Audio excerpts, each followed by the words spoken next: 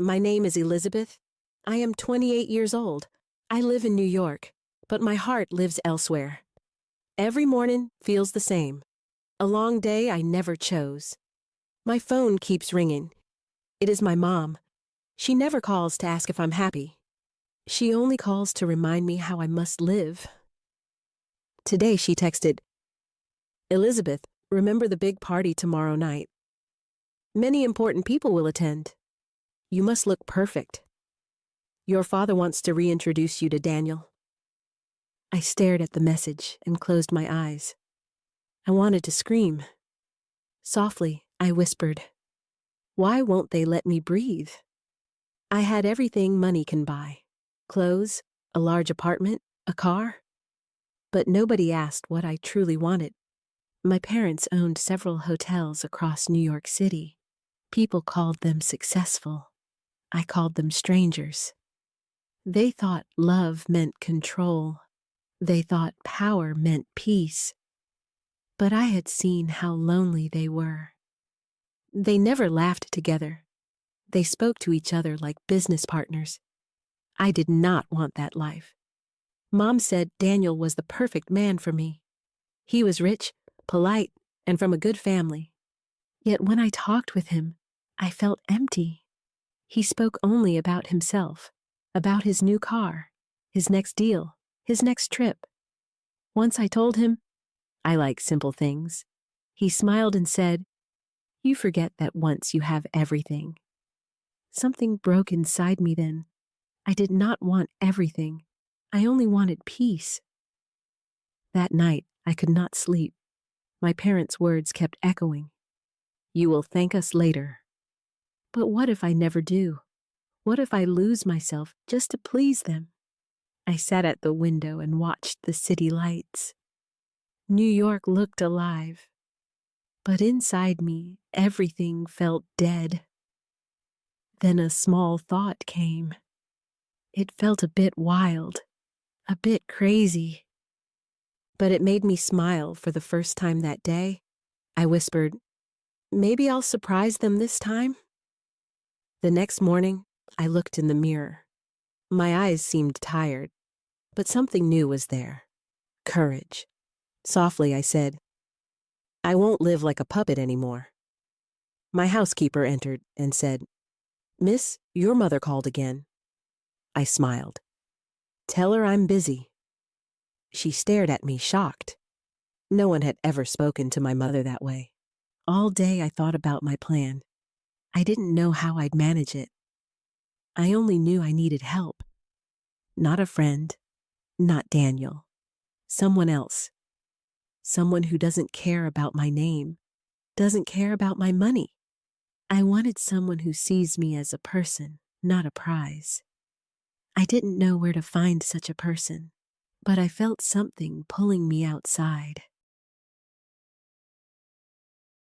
That evening, I walked to the park near my apartment. I sat on a bench and watched the people. Families laughed together. Couples held hands. A quiet pain cut through my heart. "Will I ever have that?" I whispered. Then I saw a man sitting alone by the fountain. His clothes were old. His hands looked rough, but calm rested on his face. A calm unknown in my home. He looked peaceful, as if nothing could hurt him. I don't know why, but my feet carried me to him. He looked up. Our eyes met. My heart began to beat faster. I felt no fear, only curiosity. For a moment, time seemed to stop. He waited for me to speak. Finally, I said, "Excuse me, I need your help." He looked confused. "My help?" I nodded. "Yes, tomorrow night. I need you at a party. I will pay you." He frowned. "You want me to come to a party?" I nodded again. "As my boyfriend, just for one night." He blinked, surprised, then a small smile appeared on his face. "You are serious, right?" I nodded. "Yes." He looked down, then back at me. "Why me?" I said softly, "Because you don't know my world." He looked into my eyes for a long time. Then he said, "All right, if you are sure I can do it." I could hardly believe it. Thank you, I whispered. He smiled slightly. I hope you know what you are doing. I said, I don't, but for once I want to choose my own mistake. He laughed softly. Then I'll see you tomorrow. I nodded. Be at my place at 6. I'll send a car for you. He said, My name is Adam. I smiled. Elizabeth. While I walked home, my heart felt strange. For years I had obeyed every rule, but today I broke one, and it felt good. I looked up at the sky over New York and whispered, This time I live for me. I did not know that this small plan would change my whole life. On the day of the party, I prepared like I was going to my own execution. My dress was a silky white nightmare my mother had chosen. I hated how it clung to my body, as if it had every right. But I wore it anyway. It was my last tribute to her rules. At exactly 6, Adam stood on the street below. His suit was so old-fashioned, it looked almost modern again. He had tied the tie crooked. I had to smile when I saw him through the window. He got into the car, and I felt my hands tremble. Hi, I said as he sat beside me. He smelled of fresh air and something bitter I did not know. Hi, Elizabeth, he said. We drove off. The city slid past outside, a sea of lights and motion. Inside the car, it was quiet, as if someone had put the world on pause. Adam folded his hands on his knees. Now and then he looked out the window, but mostly his gaze rested somewhere between us. It felt like an invisible thread linked us, yet kept distance. I had planned what to tell him, how to explain whom he would meet, which lies he must say. But when I saw him, I saw how little he cared about all that. He was the first person who did not try to profit from being near me. Maybe it was only in my head, but I held on like to a life ring. Do you want to know where we are going? I asked. Adam shrugged. You'll tell me anyway, he said. A hotel. One of those my family owns. My parents are giving a party there. I paused for a moment. Many people who have everything but feel nothing. He nodded, no judgment in his eyes. And I'm supposed to play someone? He asked. My boyfriend. The word felt rough on my tongue. It will be hard, I'm afraid. Adam looked at me, this time for real. His brown eyes were darker than the night outside. That doesn't bother me, he said softly. And you? I stayed silent. It was true.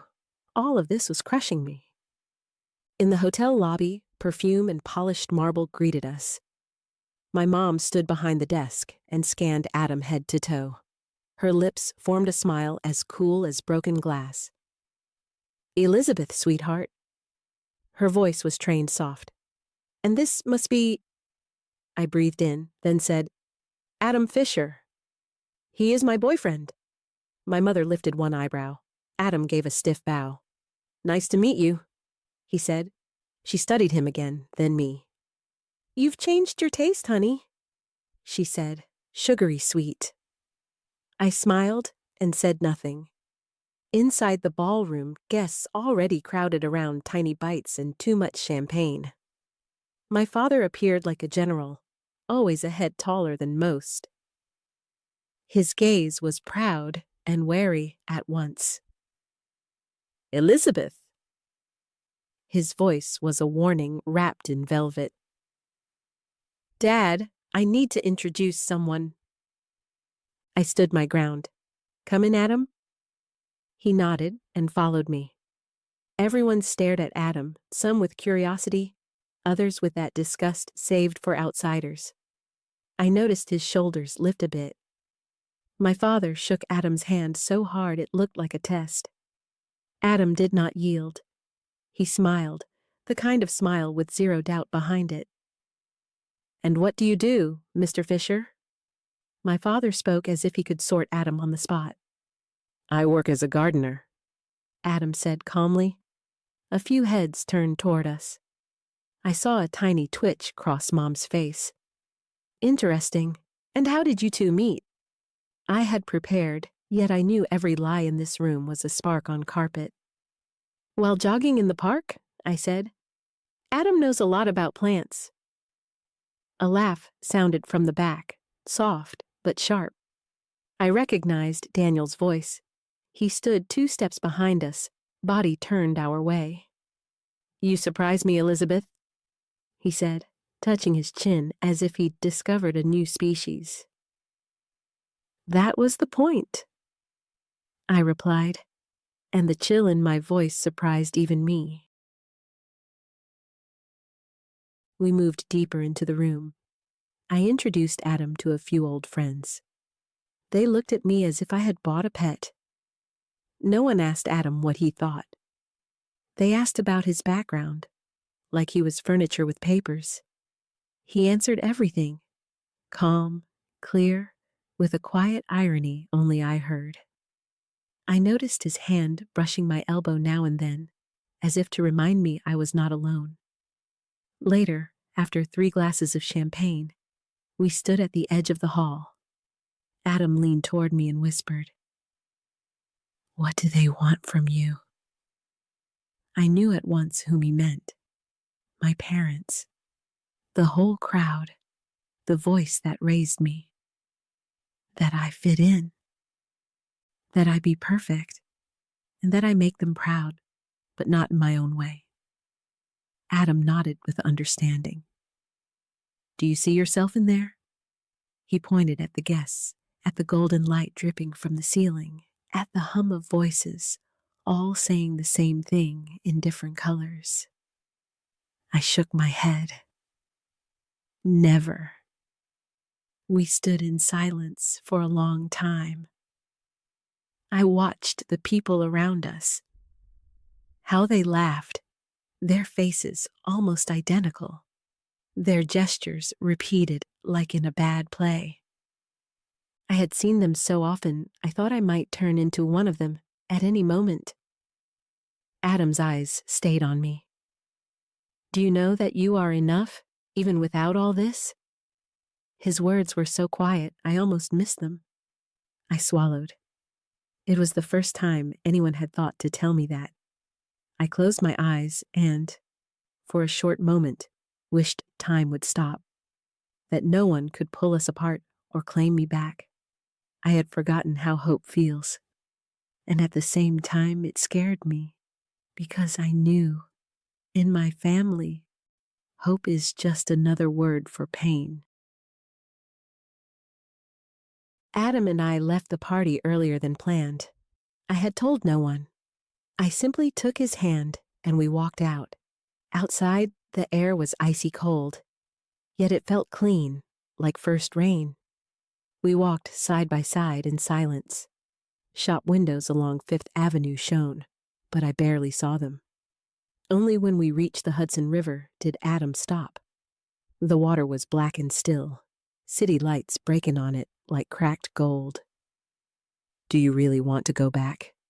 he asked suddenly. I didn't know what to say. Truth was, I truly didn't know. I had never wanted to return, yet I had no plan to live outside my glass case. I had been trained to hide such things. Weak spots must be covered. Feelings must be wrapped until they lose air. "I don't know how," I admitted. Adam put his hands in his pockets. "Me neither." He gave a crooked smile. "But I know how it feels to be a stranger," he said. "Sometimes that alone is enough." He did not ask for money. He demanded no explanation. We stood there, and for a long moment, I heard only his breath and the city's hum. I thought of my childhood, of the bedroom with white wallpaper my mother chose, of afternoons where I sat silent on the couch while she led phone meetings, of parties where I had to drink champagne from a water glass to look authentic. And now, I was still the little girl who belonged without ever fitting. "You're different from the others," Adam said suddenly. "Maybe you fit nowhere. Maybe that's okay too." I laughed. It was the first honest laugh I had given in years. We stayed by the water for a while. Later, Adam walked me home. We said goodbye at the door, and he did not kiss me. He only held my hand, as if afraid to lose the link. In the elevator up, I was alone. I waited for guilt to hit, for the urge to call my parents and apologize, to retreat again, but nothing came. I felt normal, maybe even relieved, as if, for the first time in years, I had simply been allowed to exist. That night, I could not sleep. Instead, I sat at the kitchen table, drank lukewarm tea, and played music I once hid in headphones. Songs my mother had called noise. I laughed quietly to myself. Each note woke something in me that I had buried. I texted Adam, "Thank you for coming with me." His reply arrived at once. The speed felt almost absurd. "Gladly. If you ever need someone again, just say so. Or even if you need no one." I read the lines again and again. Then I wrote, "Want to meet tomorrow? No suit, no role." I sent the message and felt shocked at myself. Who was I to suddenly want something? To ask someone for it?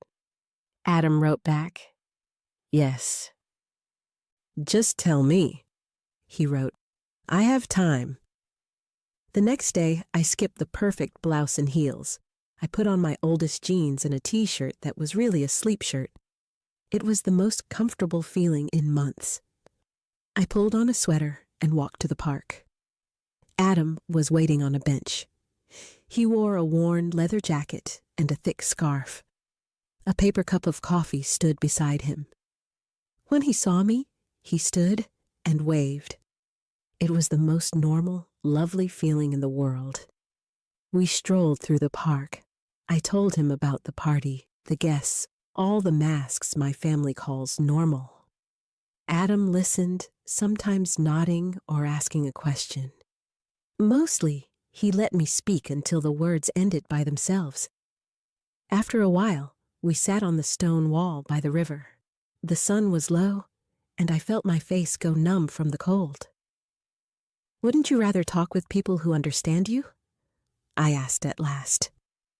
Adam shook his head. "People who understand me always say the same things. That is boring." I had to smile. We said no more. It was a pleasant, honest silence. I watched the water and pictured my parents' plans drifting away with the river. In the evening, we said goodbye at the park gate. Adam did not ask if we would meet again. I laughed. He just knew. And I knew it too. At home, another call from my mom was waiting. I did not pick up. Then another one came. I let it ring until the screen went dark. 36 messages showed anger, blame, and pressure. The last one had only one word, "Please." My thumb hovered over the screen. I knew how this game worked. First threats, then begging. My mom had perfected it. Still, I felt a sting while reading again. She could ask anything, but not that I give up myself. Not anymore. I did not answer.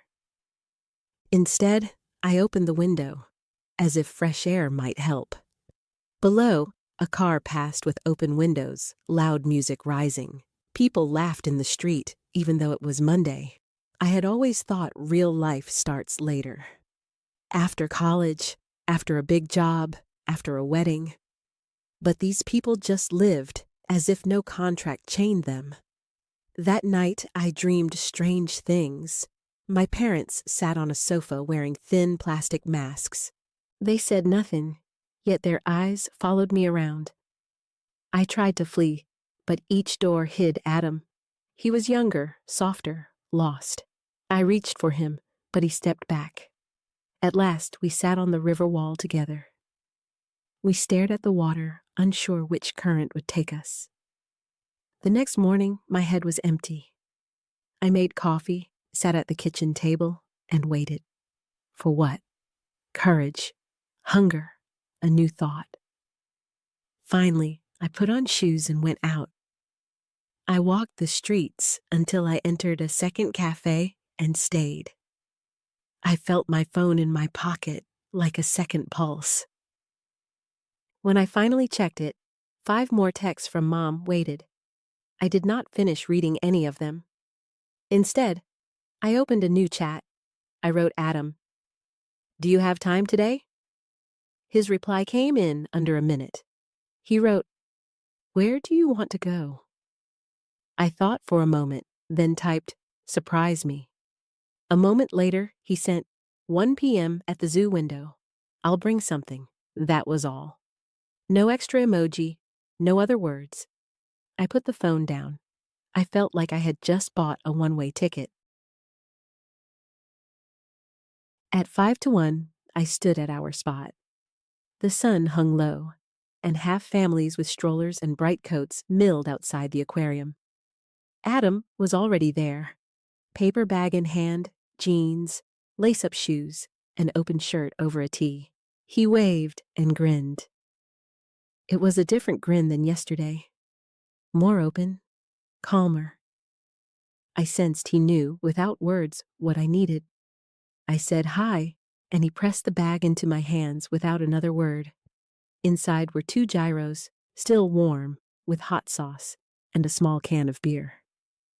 "Breakfast," he said. I laughed and sauce dripped on my fingers. We sat in silence on the bench and watched the traffic.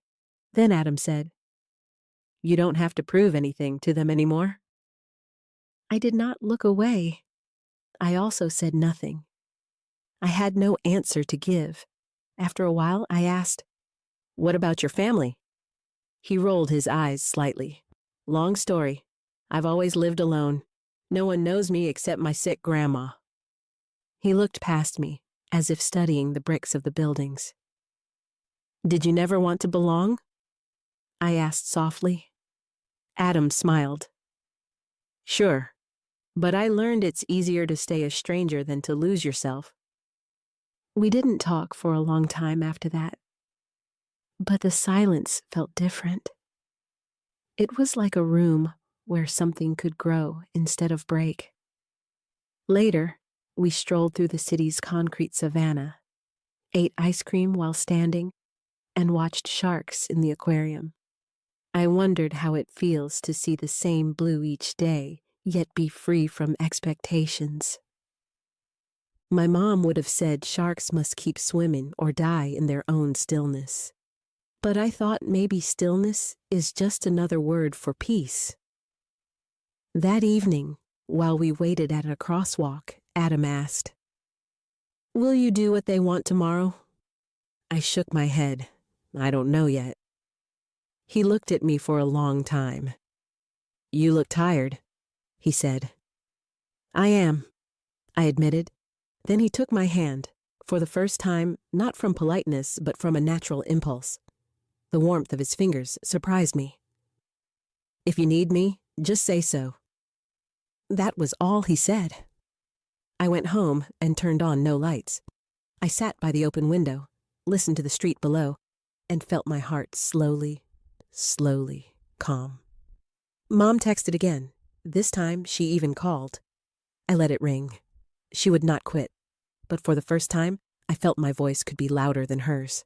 I took a notepad and wrote a list. Not tasks, but what I truly want. Live normally. Lie less. See Adam again. One day stop feeling foreign in my own life. I placed the list on the table and knew that was the first step. I never thought the next day could ruin everything, but it did. It started harmless. I was downtown because I finally wanted a haircut again. I just wanted to feel a small change. I walked the streets, took selfies in shop windows, and bought a coffee too sweet and pricey. My phone vibrated nonstop, but I ignored it. I knew it was Mom. I had decided she would not reach me today. Early afternoon, Adam texted, "I'm nearby. Do you want to walk?" 5 minutes later, we met outside the old market hall in Brooklyn. Adam waited there, holding a grocery bag so full it might burst. I grinned. "More stuff for your grandma?" He grinned back and lifted the bag like it was gold. "She eats only bread from this bakery." I think she does it to tease me. We walked side by side through small streets, talking about unimportant things. Thoughts swam in my head like yesterday's fish. I wanted to ask Adam if he thinks of me often or just likes company. I stayed silent, afraid of the answer. We stopped at a crossing because the light was red. Adam looked at me. He turned fully toward me, and I felt his new seriousness. "I want to tell you something," he said. "Okay?" He began, but a delivery truck roared by and cut him off. When the noise was gone, the moment was gone too. He shook his head, smiled, and said, "Not important." I let it go. We walked on and soon reached a cafe that looked like a living room. Adam ordered tea for his grandma and coffee for himself. I chose hot cocoa because Mom would hate that. We sat by the window and watched people pass. Adam told me about school. Being the smallest, always fighting, learning to hide what he wanted. I saw myself in every word. After an hour, we had to leave. Adam's grandma was waiting, and I did not want to delay him. We said goodbye outside the cafe, but this time he kissed my cheek, quick and firm. I still felt the spot while walking home. As I unlocked my apartment, I heard my phone ringing. I did not want to answer, yet the number was unknown. I picked up. It was Daniel. He sounded like he had bitten a nail. "Elizabeth, we need to talk."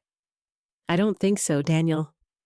His voice grew louder, like a megaphone. "You have a problem, and his name is Adam Fisher." Ice spread in me. "What are you saying?" "You know nothing about him." He paused, then said, "He is not who you think." I wanted to hang up, but I heard Daniel gasp. "He was in prison for fraud and theft. Is your new boyfriend still proud of that? Or do you not even know?" Nausea hit me. I tried to scream, but no sound came. "I don't believe you," I forced out. "You're talking nonsense." Daniel laughed, short and bitter. "Ask him then. Maybe he'll tell you." He hung up.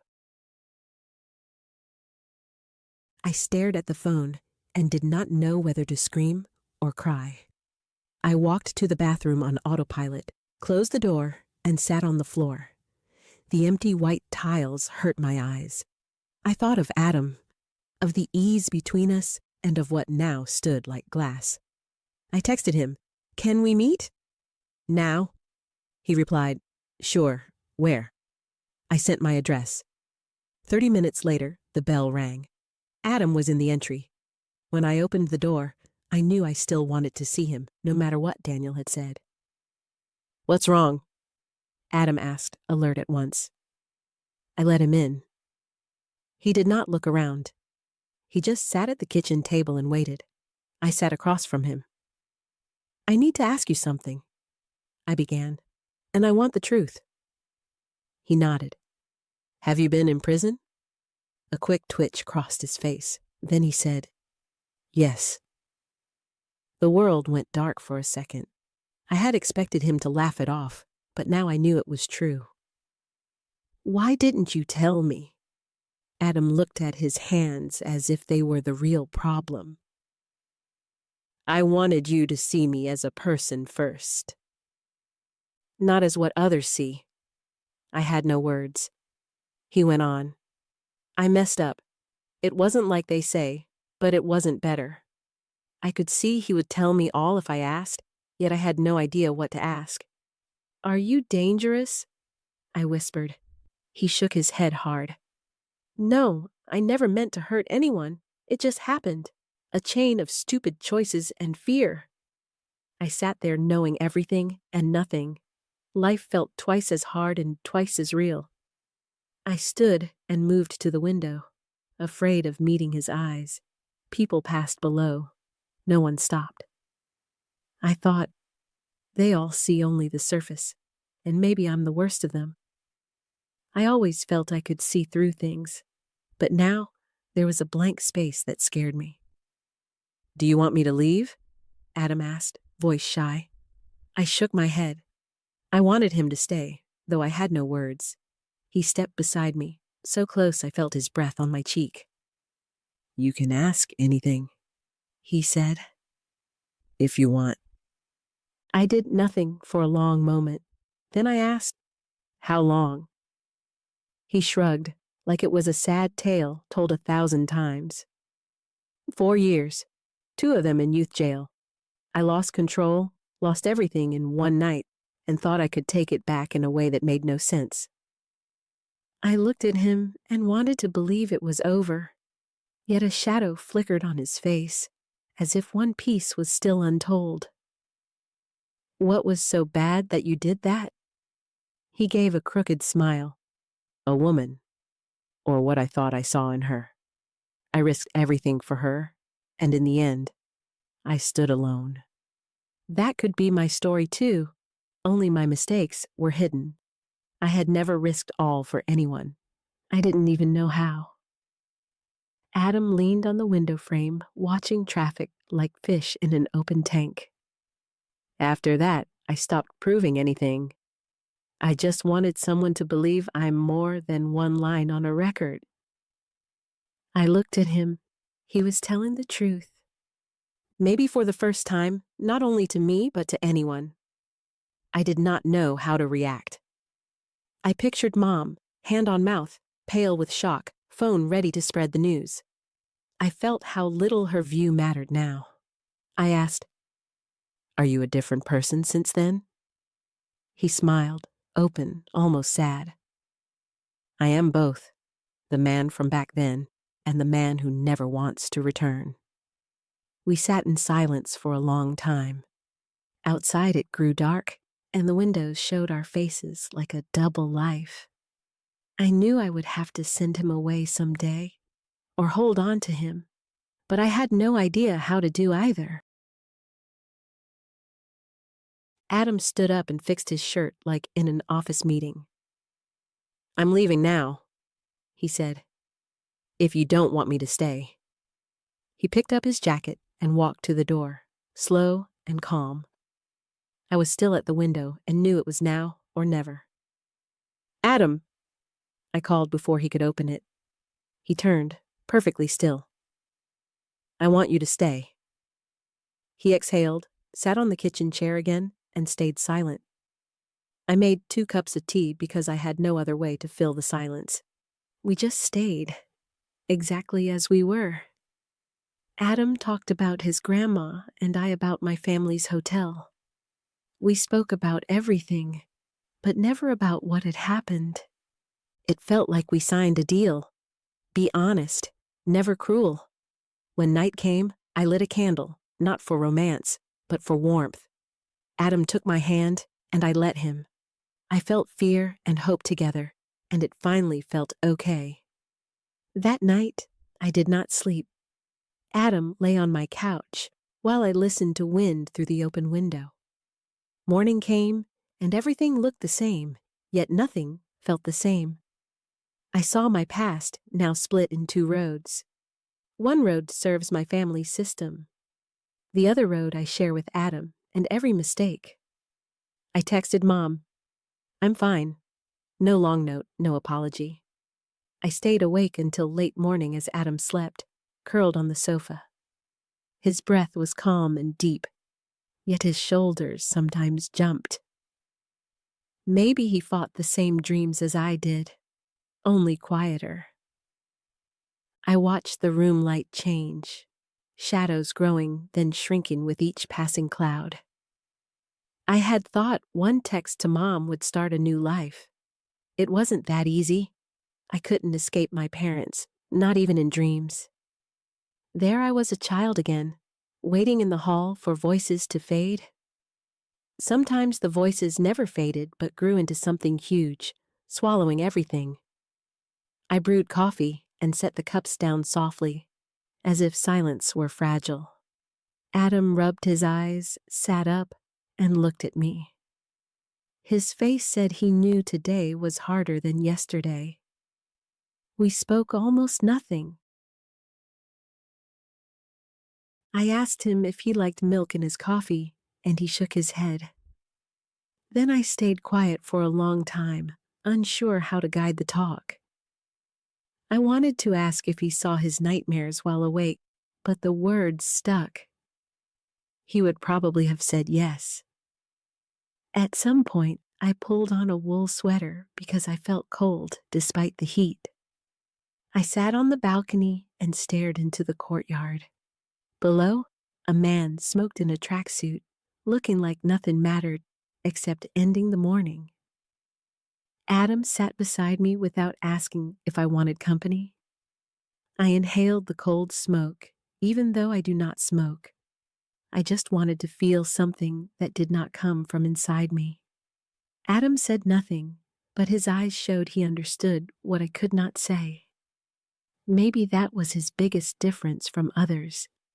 He did not run when things were hard. We stayed outside a long time until my fingers went numb. Back inside, I gathered courage and turned to him. "Why didn't you tell me right away what happened?"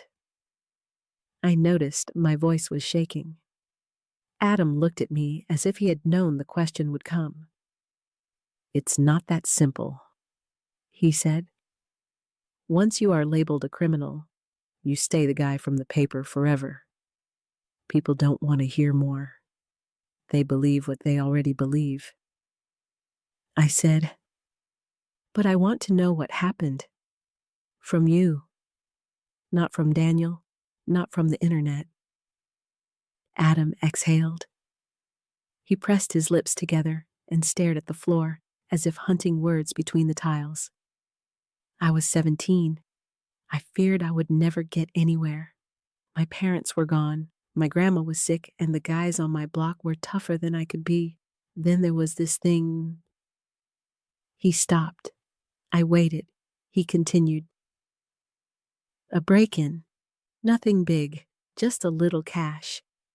In the end, it wasn't even enough for rent. I'm not sure what was worse, getting caught or even trying." He laughed softly, without joy. I said nothing. I knew the story was not done. And then there was Maria. She was my girlfriend. We wanted to run away, somewhere no one could find us. In the end, she told the police everything because she had more fear than love. I can't really blame her for it. I asked, "Do you regret it?" I knew it was a huge question for one moment, but I had to ask. Adam looked straight at me. "I don't know if I regret what I did, but I regret that people now see only that in me." I nodded. It was a line I understood better than he guessed. We sat side by side for a long time and said nothing. I wanted to cry, but I couldn't. Instead, I stared at the ceiling, wishing someone could erase the past for both Adam and me. That evening, the doorbell rang. I jumped. I expected no one. Adam froze. I walked to the door, looked through the peephole, and my heart stopped. My father stood in the hall, wearing his coat face like stone. I opened. He stepped inside as if he still owned the place. He saw Adam and knew at once he was the boy from the party. "Elizabeth," he said, so softly I knew trouble had arrived. "We must talk, all three of us." Adam stood up, suddenly smaller, like a 17-year-old kid. My father dropped into a chair, as if it could shield him. He examined Adam. So cold I shivered. I hear you have a criminal record. Adam nodded. Nothing left to hide. Father turned to me. And this is the kind of man you choose? After all we gave you? I knew it would get ugly. Dad divides life into profit and shame, and he looked at me like a bad investment. He exhaled, folded his hands, and spoke to Adam, formal as if firing an employee. I'll be frank. You were a disgrace at the party. No one understood why my daughter brought a... He raised one brow. Criminal. Do you want to ruin us? Adam stayed silent. Everything inside me tightened, yet I could not move. Father lowered his voice, but his words cut deeper. I have a will, Elizabeth. In 5 minutes, I can leave every cent to an animal shelter. Remember that before you bring someone like him again. It felt like a rocket launched, yet I stayed calm. I had always known this moment would come. He turned back to Adam.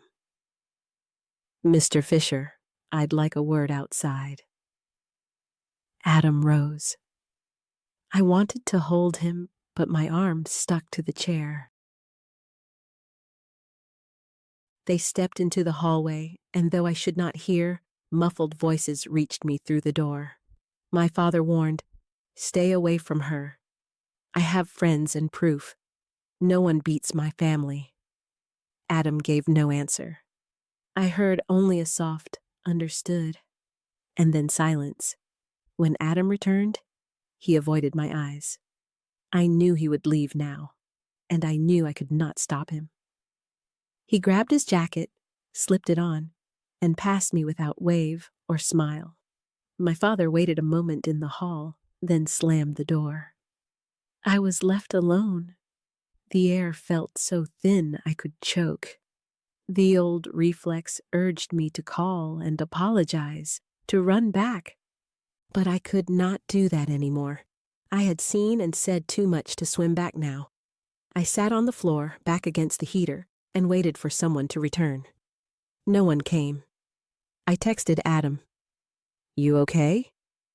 He did not reply. Not that night, not the next morning. I went to work and acted normal, but inside was a hole I could not fill. I wrote him again, a long nothing about coffee, weather, and the sky over New York. Even that got no answer. My mom called again. I did not answer.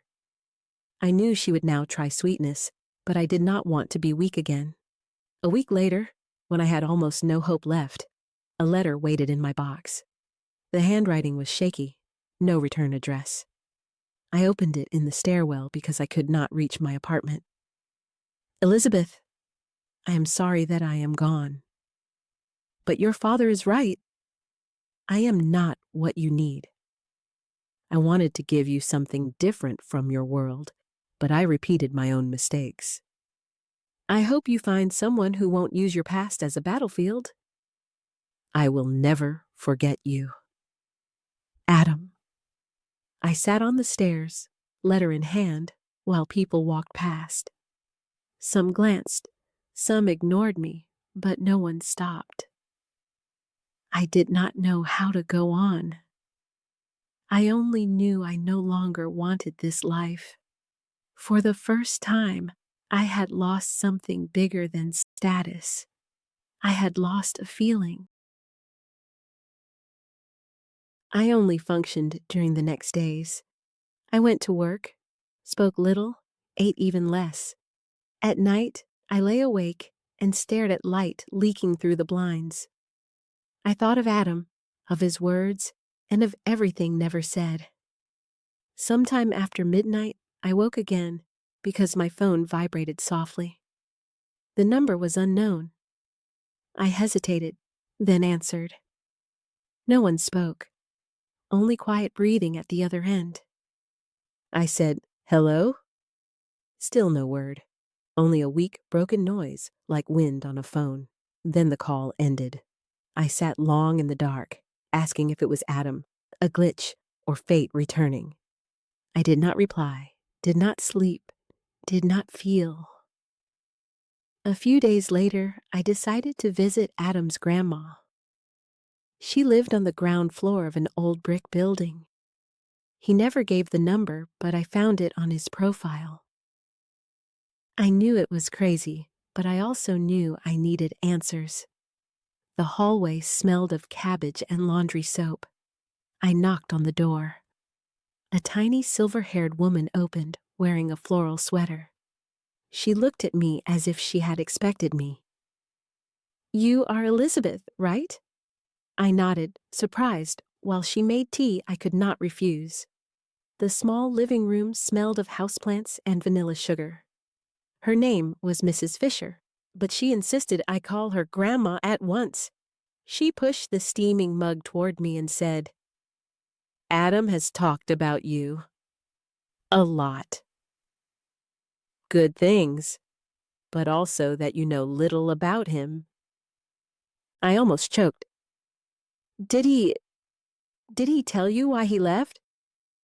She gave a sad smile, as if to soothe me, yet her hands stayed on the table.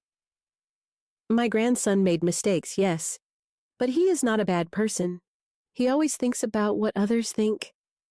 He never wanted you to feel you lost by choosing him." Her voice was soft, but not weak. I had no idea what to say. Instead, I stared at her hands, at blue veins and fine scars. "I know everything about him, even the prison time. It was in every paper back then." She shrugged. "And you know what? Before that, life was even harder for him. You can't imagine how it feels when you think you're worth nothing." Maybe I could, but I was afraid to admit it. Grandma sipped her tea and went on.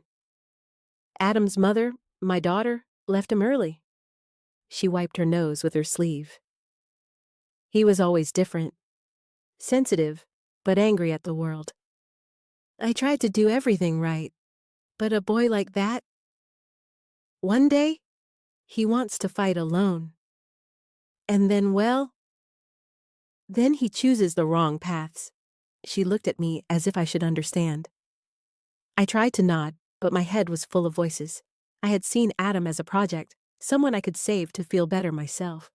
She leaned closer. "He never told you how hard that time was, did he?" I shook my head. Grandma gave a crooked smile. "He had friends once. Good ones. But they sold him out when trouble came, like people always do. And when he got out, nobody wanted him around. Nobody but me. I told him, someday someone will see he's more than one mistake." I swallowed. My throat shook. She slid her cup aside and laid her hand on mine. The skin felt thin like paper. "Imagine everyone staring at you as if you're an animal, or as if you carry a sickness that spreads." My eyes burned. I had never seen any of this. In my world, no one ever fell that far. Mistakes were smiled away or erased with money. "Elizabeth," she spoke my name like a new word. "If you truly care for him, listen to your heart, not to people who have no idea what fear is." I don't know how long we sat like that. In the end, I hugged her, and she smelled of lavender. I promised her I would find Adam, and she nodded, as if she had expected nothing less. Back on the street, I felt even more confused. I walked without aim until I stopped at a newsstand. I bought a soda and an old crossword book just to hold something. My phone buzzed. Mom, for the 20th time. I cleared the alerts. I knew what I had to do. I had to find Adam.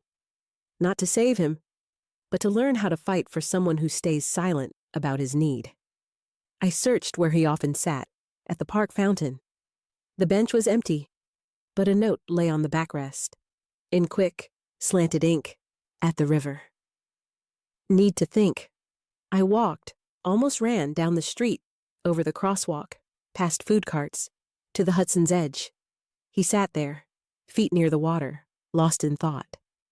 He noticed me only when I stood beside him. He looked up, and his face was not a headline, but a man who had carried too much. I sat next to him, and we stayed quiet for a long time. Then Adam said, "I wanted you to have someone better, someone who isn't always afraid of losing everything."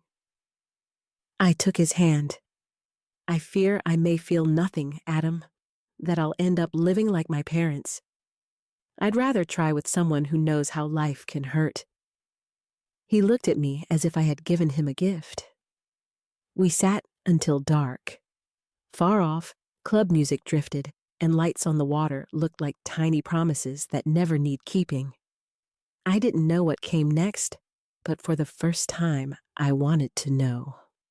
That same night, I emailed my mom, not a text. I wrote that I will choose for myself, that I love Adam, that I won't live on a list but in my own life. She never replied. It was strange how life could change when you dare to shut a door. I stayed in New York only a few more months. Adam and I found work on the Maine coast, in a small town no one knows. He worked in a plant nursery. I started in a bookshop. It wasn't the glossy life of my childhood, but it was the first that felt like mine. We rented a place with a view of the water. The first nights, I couldn't sleep. The waves were new to me. In time, I learned the sound was no threat, but something that stayed even when all else left. At first, Adam roamed a lot. He walked the beach or sat for hours on the balcony with an old guitar from a flea market. Sometimes he played songs I didn't know, and I listened even when he thought I slept. I wrote my mother sometimes, first emails, then letters. No answer came. Maybe she really gave everything to an animal charity. Maybe that was best. My father never called again. I didn't miss them, only on rainy days, when I felt a part of me still waited in a hallway for voices to fade. Adam and I rarely spoke about the past. We had a quiet deal. Whatever hurt could stay behind us. We built our future day by day from small acts. Baking bread, sorting books, solving tough crosswords. One day, Adam asked if I wanted children. I had always believed I would be a bad mother. Yet when I let the idea grow, I felt less fear than expected. Maybe because I knew what I would change. Things I would never say, "You owe me." Things I would always say, "You are enough." We decided to marry. Not big, just for us. I ordered the dress online. It arrived too short and sheer, and I only laughed. We married barefoot on the beach. The clerk came from a nearby town. Adam wore a thrift store suit. There was no cake, only fresh rolls and coffee in travel mugs. It was the best day of my life. Sometimes I thought about Daniel. I wondered how he would react seeing me now, happy without sparkle. Maybe he would have laughed. Maybe he would have cried. I did not care. I thought of Mom and her unanswered letters. I knew I no longer needed that chapter. I wished I could invite her for simple bread. Then she would see how little it takes to feel full, but a wall would always stand between us. Adam was the best person I had ever met. Not perfect, but real. On anxious days, he sat, held my hand, and asked, "Is there life after this?" And I said, "No idea, but I hope it feels as quiet as now." In winter, the sea was rough. The air smelled of salt and wood fire. We took long walks, sometimes silent for hours. I had learned love does not need to be loud. It was like the tick of the old kitchen clock, always present even when ignored. My heart raced most the night I told Adam I feared being pulled back into my parents' world. He held me, his hands shaking slightly, as if saying, I understand you. And that was enough. We later had a daughter. She had Adam's brown eyes and my stubbornness. I named her Anna, after a book character. None of the grandparents ever visited. It did not bother me. We built our own home, with no inheritance, no family duty, only what we had. I felt myself growing into who I wanted to be. The old fear of being reclaimed grew weaker. I wrote lists of what I refused to become. Each night ended with, I followed my heart, and that was right. Sometimes I wondered how Mom would see my life if she could. I think she would not understand it. But that was okay. I learned not every story needs a happy ending. Some only need an honest beginning. I don't know if I would do it all again, yet it feels like my heart chose exactly right. And one thing I learned, it's worth trusting your own heart, always.